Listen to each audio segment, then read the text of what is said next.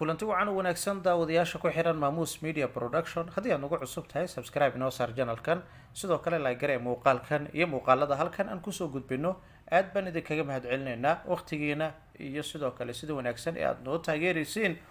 aan ku bilaabay muuqaalku maanta wuxuu ku saabsan yahay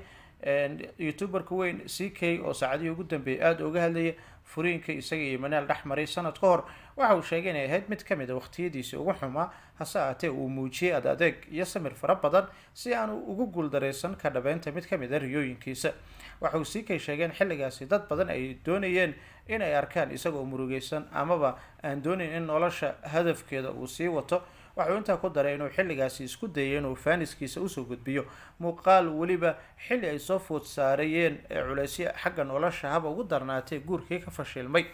CK ayaa waxa uu sheegay inay jireen dad isku sheegaya dad wanaagsan kuwaasi oo ka faa'iideysanay dhibaatadii isaga uu la kulmayo dhanka nolosha haba ugu badnaatay fashilkii ku yimid guurkiisa oo uu sheegay xilligaasi in dad badan ay aada u doonayeen inay arkaan isaga oo murugaysan ama dhulka yaala amaba si uun u darxumaysan oo uu sheegay in xilligaasi boorka uu iska jafay videona uu soo gudbinayay isagoo qoslaya weliba oo sidoo hadalka u dhigay qoraalkiisa oo sida tan u dhacay Instagram-kan uu kusoo qoray ayaa waxa uu yiri ninka ragga sidiisaba marka uu dhaawac ka soo gaaro dhinaca dumarka waran looma safeysto buu yiri I remember waqtigaasi sida loo rabay inaan dhulka galo iyo sida ragnimada leh aan shacabkayga waqti u siinayay hooshii ay iga barteen aan bartay kasii waday weliba anuu qoslayo waana sababta aan maanta u guuleystay buu yiri Kin CK oo isagu kamid ah dadka sida aadka dadku ugu taxayeen isla markaana baraha bulshada aadka u isticmaalo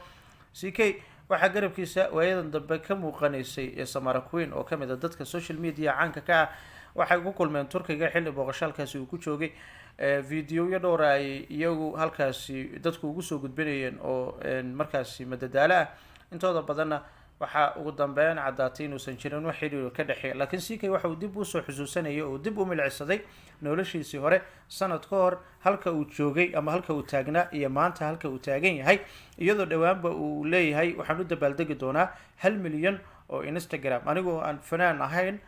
kaliya ah qof youtuber Soomaaliyeed oo aan luqad afqalaad aan ku hadleen kaliya adeegsanaya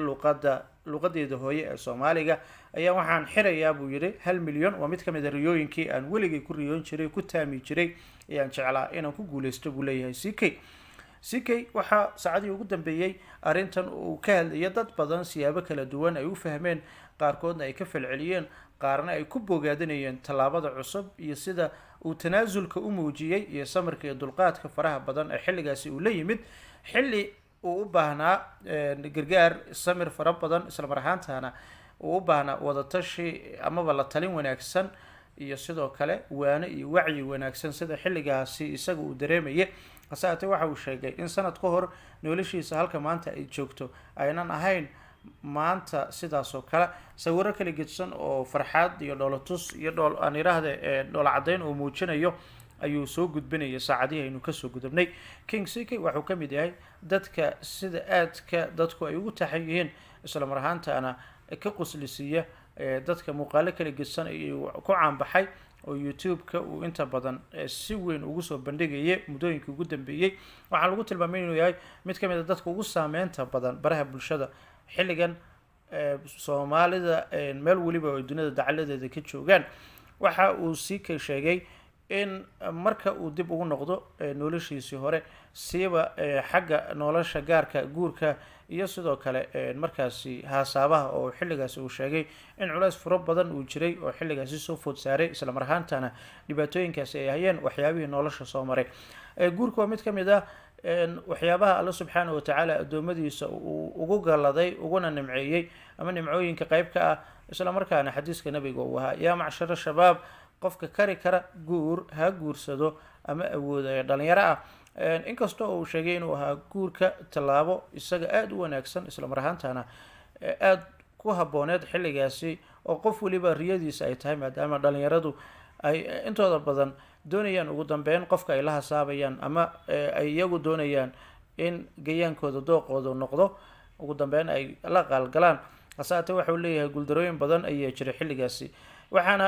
xilligaasi haddii aynu dib u eegno isaga iyo sidoo kale Shiine Culey dagaal aad u weyn ayaa ka dhex qarxay dagaalkaasi oo salka ku hayay Manaal Beeldaaje oo iyadu kasoo kicitintay wadanka ay ku nooleed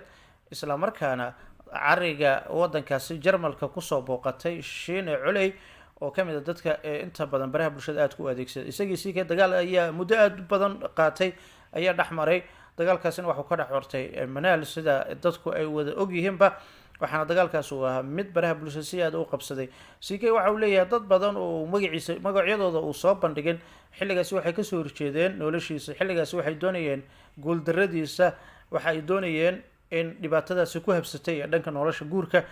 in ay noqoto midii isaga social media ka saari lahayd ka taqaantaqin lahayd balse waxa uu leeyahay boorka ayaan iska jafay social media dib ayaan ugu soo noqday muuqaalo ayaan soo gudbinayay dadkayga ayaan ku qoslaysiinayay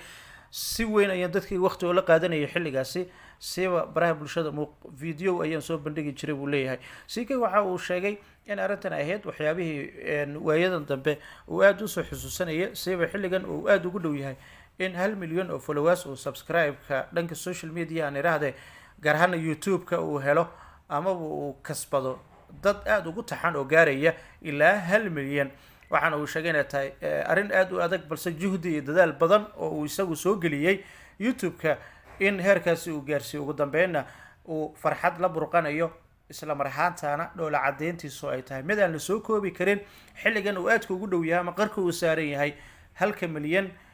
subscribe sida uu hadalka u dhigay